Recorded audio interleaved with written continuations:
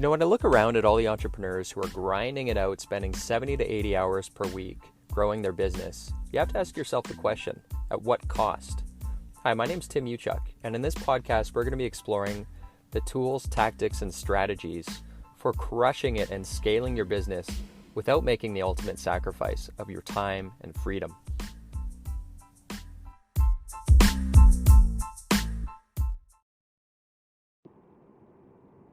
Hey everyone, Tim Uchuk here. It is a Thursday here on the island and just driving to grab a quick bite to eat. Thought I would jump on here. Time of this recording, it is August, and our office, for those of you that have been following along on Instagram, our basement renovations are almost complete. We had started actually, I wanted to renovate an office because our basement in the new house was not finished, and so I was working initially out of an unfinished basement, and we were going to renovate that, but we decided we might as well do the entire basement, which is it's about 2,200 square feet. So it's turned into quite an undertaking. We ended up putting in like a gym, a guest room, a steam shower, and yeah, it's grown it's grown quite a bit beyond the office. But the good news is it's done in just under a month here. So mid-September it's going to be finished. So really excited about that. And so this episode is going to be pretty short.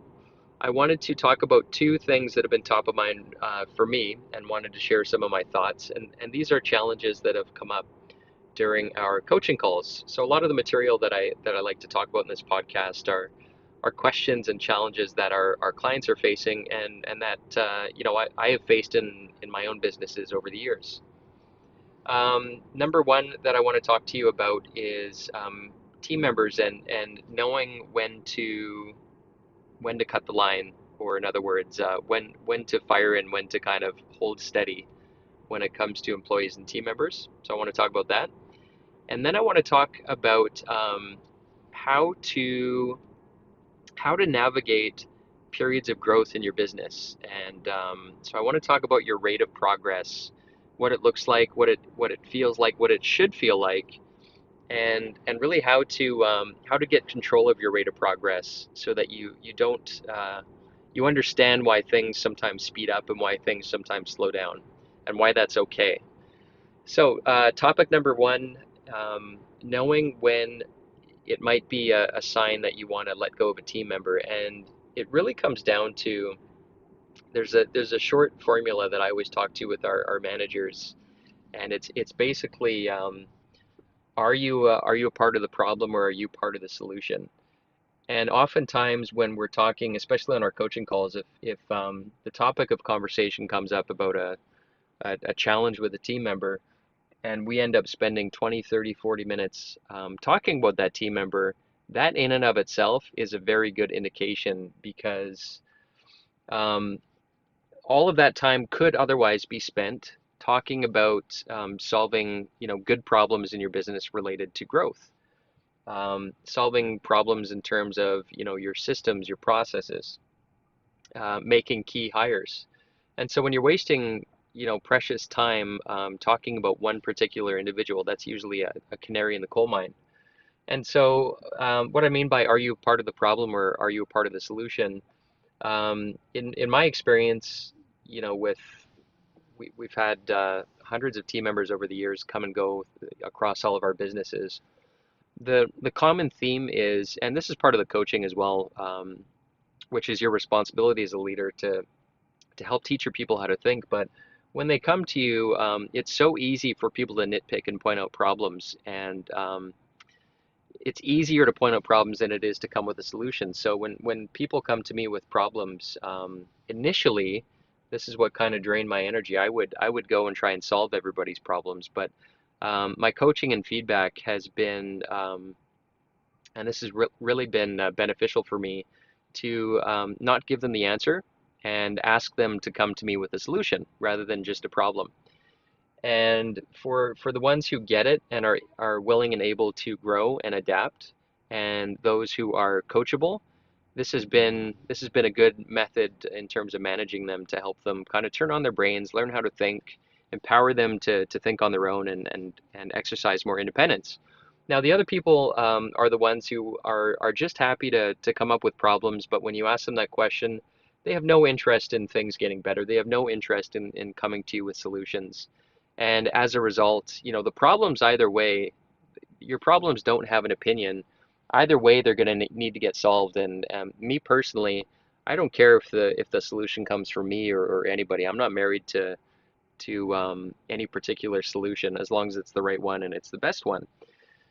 So you'll find that some people are they're coachable from the standpoint of at least trying to come up with a solution and being more solutions oriented. And then there are those who, on the whole, behaviorally, they're just happy to point out problems, but have no interest in helping to come up with a solution.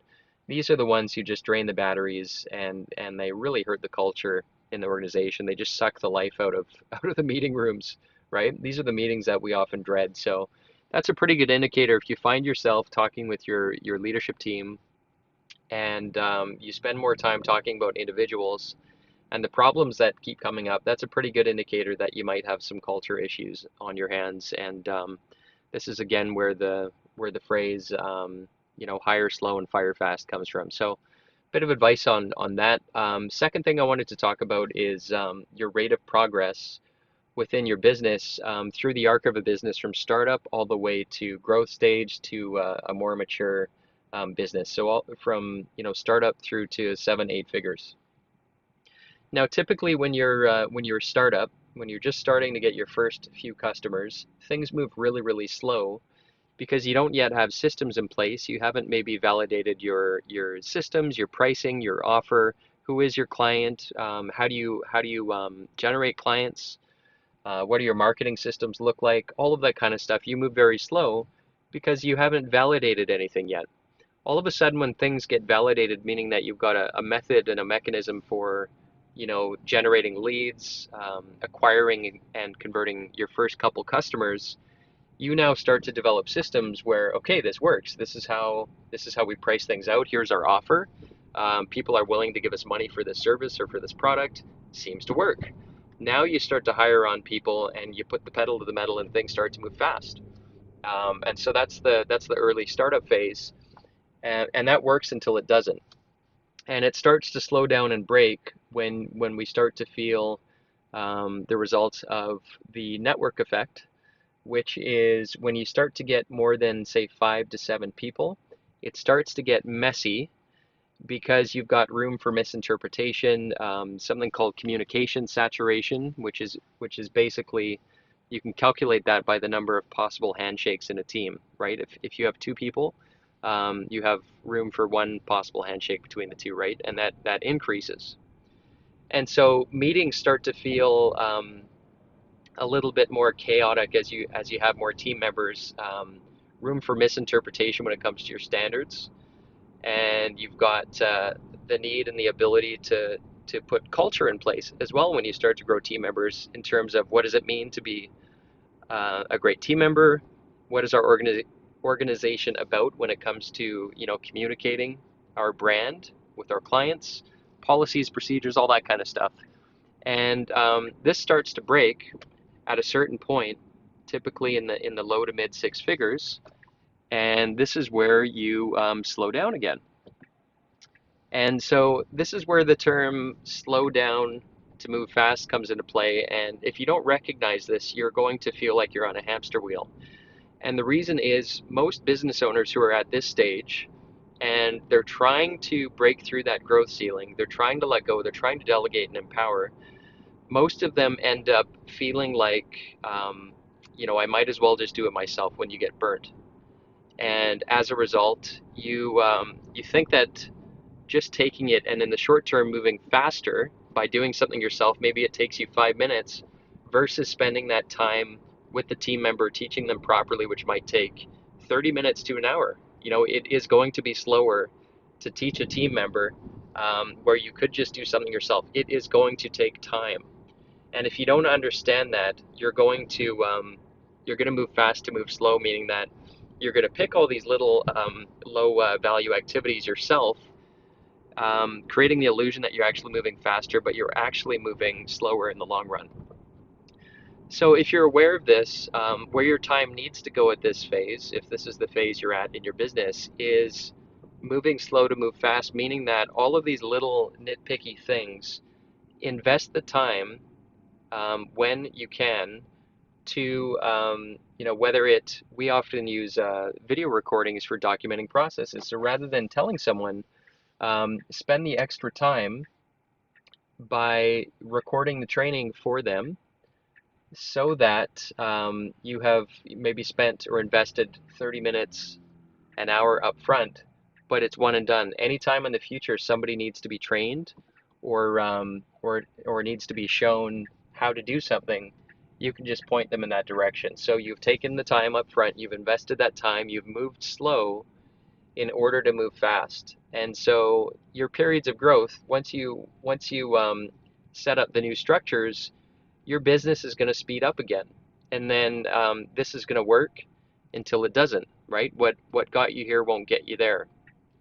So this is what the periods of growth looks like in your business, where the systems work until you get to a new stage where new problems start to come up. So for example, going from 0 to maybe a dozen or so team members, a certain system's going to work for that, and a certain structure is going to work for that. But when you start to get to the 20 plus team members, that's going to start to break down, and you're going to start to have things like communication systems in place, mechanisms for ensuring culture and your core values are held in place, because you want to mitigate against issues when it comes to people making decisions on behalf of you for your business, where you might get into some hot water. So all of these things will start to rear their heads as you get through these different periods of growth in your organization.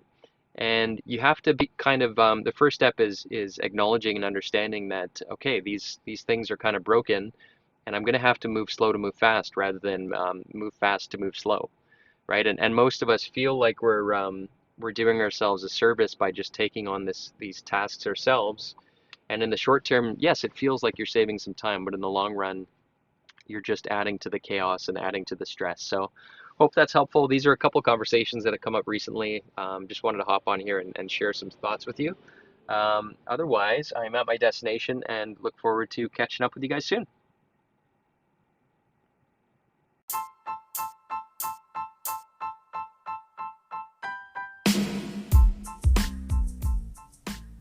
Hey, Tim Uchuk here, and real quick, if you enjoyed this podcast episode, if you could take a couple quick seconds to give it a rating, it would be very much appreciated.